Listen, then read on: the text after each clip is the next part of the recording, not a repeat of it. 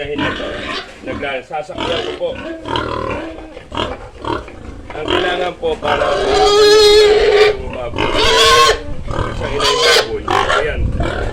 Paano po yung sakit eh? Napakita.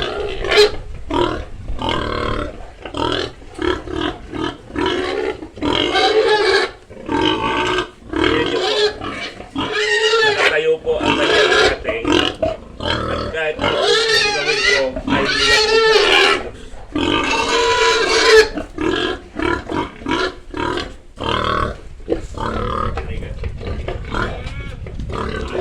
Bukod sa naka-standing hit na po siya, may mga palatandaan po sa kanya na nagdi-discharge din po ang kanyang ari. Kaya po. Yan. At tapos ito po ang pinakamagandang pag-detect po. Sasakyan po natin at kitang-kita nyo naman po nakatayo ang tenga.